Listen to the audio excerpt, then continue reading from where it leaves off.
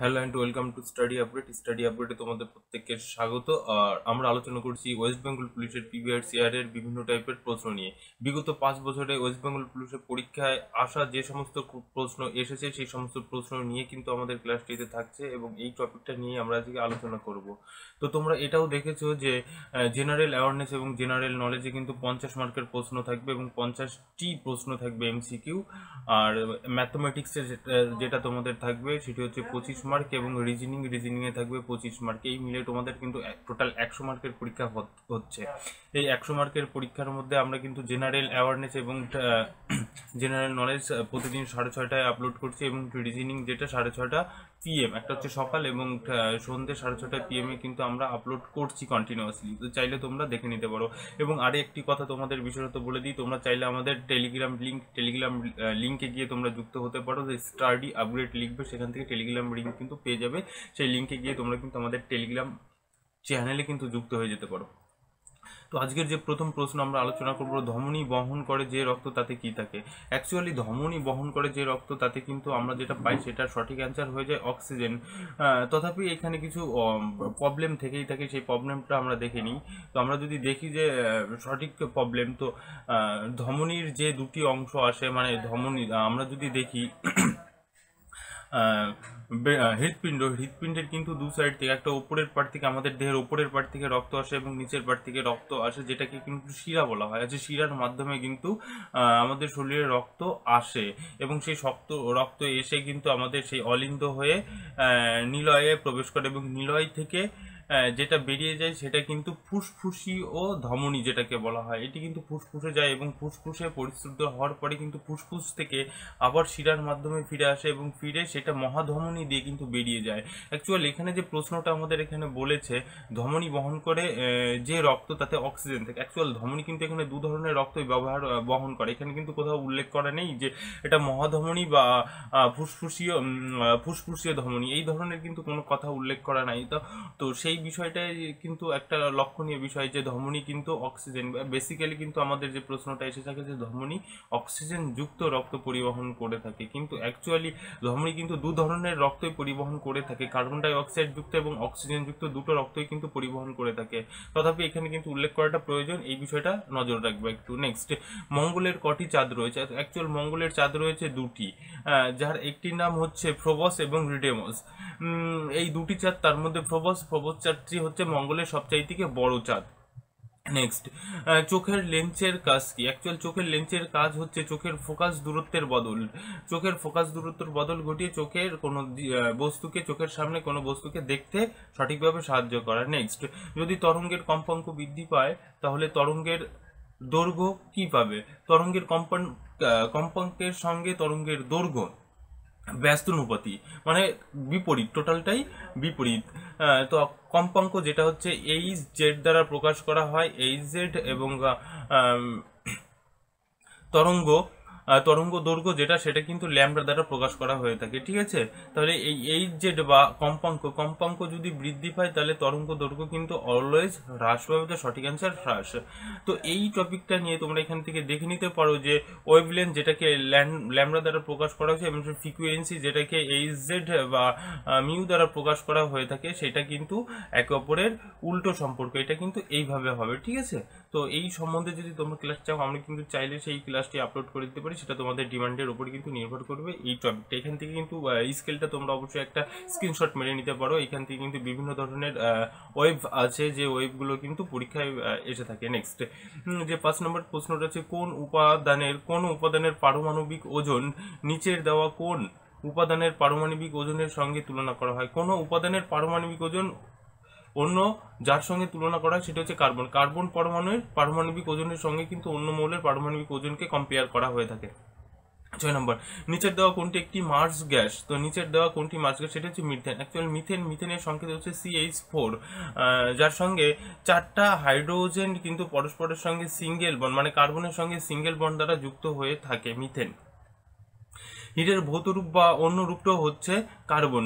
Actual হিরে, যে আমরা হীরের কথা বলি, সেটি কিন্তু কার্বন দ্বারাই তৈরি হয়ে থাকে। ওর জন্য হীরের ভৌত রূপ বা অন্য রূপ বা ইন্টারনাল ভাবে যে গঠিত হয়েছে সেটি কিন্তু কার্বন দ্বারা। নেক্সট, নিম্নলিখিত পদার্থগুলির মধ্যে সাধারণভাবে কাকে মাইড বা পলিমাইড বলা হয়ে থাকে, সেটি হচ্ছে নাইলনকে পলিমাইড বলা হয়ে থাকে। নেক্সট, কার্য বা কর্মশক্তির জন্য গ্লুকোজের প্রয়োজনীয়তা রয়েছে কার? তো কর্মশক্তির জন্য বা কাজের জন্য গ্লুকোজের সবচাইতে বেশি প্রয়োজনীয় হয় হচ্ছে যকৃতের। নেক্সট, 10 নম্বর প্রশ্ন, কোন জীবের সবচেয়ে বড় বাচ্চা হয়ে থাকে? তো সবচাই থেকে বড় বাচ্চা হয়ে থাকে নীলতিমির। তো নীলতিমির একটা বাচ্চার ওজন প্রায় 30 কুইন্টাল হয়ে থাকে, 30 কুইন্টাল বা 3 টন বা 3 টন বাচ্চার কিন্তু ওজন হয়ে থাকে, এবং সেটির উচ্চতা বা দৈর্ঘ্য হয়ে থাকে 25 ফিট। 25 ফিট কিন্তু দৈর্ঘ্য হয়ে থাকে নীলতিমির একটা বাচ্চার, 3 টন বা 30 কুইন্টাল বা 25 ফিট কিন্তু দৈর্ঘ্যের হয়ে থাকে। নেক্সট, নিম্নলিখিত রোগগুলির মধ্যে কোনটি একটি সংক্রামক রোগ নয়? কোনটি সংক্রামক রোগ নয়? তো এখানকার সঠিক অ্যান্সার হবে হিস্টেরিয়া। হিস্টেরিয়া কিন্তু কোনো সংক্রামক রোগ নয়, হিস্টেরিয়া হচ্ছে একটি মানসিক রোগ। নেক্সট, সুপারনোভা কি? সুপারনোভা হচ্ছে একটি মরণাপন্ন নক্ষত্র। নক্ষত্র যখন মরে যায় তখন সেটা কিন্তু সুপারনোভা বলা হয়। পাশে যে ছবিটাতে দেখতে পাচ্ছি এটা কিন্তু একটি মরণাপন্ন নক্ষত্র। নক্ষত্রের মৃত্যু ঘটলে সেটিকে সুপারনোভা বলা হয়ে থাকে। নেক্সট, রমন ইফেক্ট যে বৈশিষ্ট্যের সঙ্গে মিল রয়েছে, একটা রমন ইফেক্ট রয়েছে আলোর সঙ্গে বা লাইটের সঙ্গে কিন্তু রমন ইফেক্টের মিল আমরা পাই। নেক্সট, আলোকবর্ষ কিসের একক? আলোকবর্ষ হচ্ছে দূরত্বের একক। আলোকবর্ষ দূরত্বের একক, এটি কিন্তু একটি মৌলিক এককের মধ্যে পড়ে বা মৌলিক একক। দূরত্ব সময় এবং ওয়েট যেটা ভর সেটা কিন্তু মৌলিক এককের মধ্যে পড়ে। তাহলে দূরত্ব আলোকবর্ষ কিসের একক? আলোকবর্ষ হচ্ছে 1 সেকেন্ডে আলো যতটা দূরে যেতে পারে, 3 × 10⁸, 3 × 10⁸ মিটার পার সেকেন্ড। এটা কিন্তু আলোর গতিবেগ যে সেকেন্ডে, মানে 1 সেকেন্ডে আলো যত দূরত্ব পথ অতিক্রম করবে 365 দিনে ঠিক যতটা দূরত্ব অতিক্রম করবে সেইটি হচ্ছে আলোর আলোকবর্ষ। 1 সেকেন্ডের দূরত্ব এবং 365 দিনে আলো যত দূরত্ব অতিক্রম করতে পারে এই স্পিডে, সেইটি কিন্তু আলোর বা তাকে কিন্তু আলোকবর্ষ বলা হয়ে থাকে। গ্রহ নক্ষত্রদের দূরত্বের ক্ষেত্রে কিন্তু আলোকবর্ষ এককটা ব্যবহার করা হয়ে থাকে। নেক্সট, 15 নম্বর, মানবদেহে হিমোগ্লোবিনের কাজ কি? মানবদেহে হিমোগ্লোবিনের কাজ হচ্ছে অক্সিজেন বহন করা। এটা কেটে দিতে হবে। বিভিন্ন কোষে অক্সিজেন বহন করা হয়ে থাকবে, এটা কিন্তু বা অক্সিজেন বহন করা কিন্তু হিমোগ্লোবিনের বেসিক কাজ হয়ে থাকে। নেক্সট, বৈদ্যুতিক চার্জের একক কি? বৈদ্যুতিক চার্জের একক হচ্ছে কুলম্ব। সঠিক অ্যান্সার কুলম্ব হবে।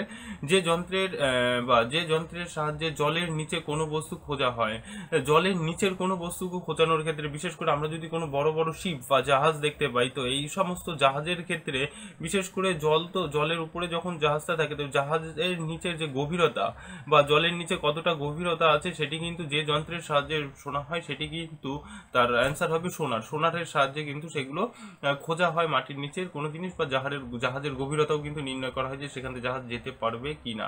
নেক্সট, 18 নম্বর যে প্রশ্ন আছে, নিচের দেওয়া কোনটি ইথানল বা কোনটি থেকে ইথানল পাওয়া যায়? তো সঠিক অ্যান্সার হবে আখ থেকে ইথানল পাওয়া যায়। ইথানল সম্পর্কে একটু বলে দিই তোমাদের। ইথানল যেটি হচ্ছে C2H5OH, অর্থাৎ 2টো কার্বন, 5টা হাইড্রোজেন এবং 6টা হাইড্রোজেন এবং একটা অক্সিজেন সমন্বয়ে গঠিত ইথানল। ইথানলের ব্যবহার কিন্তু এখন বর্তমানে করোনাকালীন পরিস্থিতিতে প্রচুর পরিমাণে বেড়ে গেছে। ইথানল যেটা আমরা হ্যান্ড ওয়াশ করে থাকি, যে 99.99% জাম্প ক্লিয়ার করবে, যার মধ্যে অ্যান্টিব্যাকটেরিয়াল গুণ থাকবে, অ্যান্টিভাইরাস গুণ থাকবে, সেটি কিন্তু ইথানল, যেটা আমরা কিন্তু হ্যান্ড ওয়াশ হিসাবে ব্যবহার করছি এখন অনবরত, বিশেষ করে করোনা সিজনে। এবং এর মধ্যে ইথানলের যে পার্সেন্টেজ থাকবে সেটা কিন্তু 75% ইথানল থেকে থাকে। ঠিক আছে। আর আরেকটা কথা বলি যে ইথানল যে সমস্ত লোকেরা ড্রিঙ্ক করে, সেই ড্রিঙ্কে কিন্তু ইথানল কিন্তু মানুষকে হ্যাং ওভার করে দেয়। ঠিক আছে। তো ইথানল আর মিথানলের মধ্যে দুটো, মিথানল এবং ইথানল, তোমরা কিন্তু হ্যান্ড স্যানিটাইজারের ক্ষেত্রে ইথানল বা মিথানল ইউজ করতে পারো। আর এটা অবশ্যই চোখের পক্ষে মারাত্মক ক্ষতিকর একটি বিষয়, অবশ্যই সেটি যেন চোখে না যায় সেই বিষয় কিন্তু লক্ষ্য রাখতে হবে। এবার ইথানল ম্যাক্সিমাম ক্ষেত্রে আমরা হ্যান্ড স্যানিটাইজারের ক্ষেত্রে ইথানল ব্যবহার করি, মিথানল ব্যবহার করি না, কেননা ইথানলের থেকে বেশি ক্ষতিকারক, যেটি শারীরিকভাবে অনেক ক্ষতি করতে পারে। সো যার জন্য আমরা ইথানল কিন্তু হ্যান্ড স্যানিটাইজারের ক্ষেত্রে ব্যবহার করি, যেটার ব্যবহার এখন কিন্তু প্রচণ্ড পরিমাণে রয়েছে। নেক্সট যেটা আমরা দেখব যে ব্রহ্মাণ্ডের যে উপাদান সবচাইতে থেকে বেশি পরিমাণে পাওয়া যায়, ব্রহ্মাণ্ড মানে আমাদের পৃথিবী বা আমার মহাকাশের যে সবচাইতে থেকে বেশি পাওয়া যায় সেটি কিন্তু হাইড্রোজেন। হাইড্রোজেন আমাদের মহাকাশে সবচাইতে থেকে বেশি পরিমাণে পাওয়া যায়। নেক্সট যেটা আছে স্থূলতার পরিমাণের জন্য নিচের দেওয়া কোনটি ব্যবহার করা হয়? স্থূলতা পরিমাণের জন্য বিএমআইটি ব্যবহার করা হয়। বিএমআই হচ্ছে, যার ফুল ফর্ম হচ্ছে বডি মাস ইন্ডেক্স, ইন্ডেক্স যেটিকে ব্যবহার করা হয়ে থাকে। নেক্সট যেটা আমরা দেখি, এই বডি মাস ইন্ডেক্সের সাহায্যে কিন্তু বেশি স্থূলতা পরিমাপ করা হয়ে থাকে, মানে কে কতটা মোটা হবে এবং কতটা স্বাভাবিক হবে সেটি কিন্তু তার একটা রেট আছে, সেই রেট অনুযায়ী দেখানো হয়।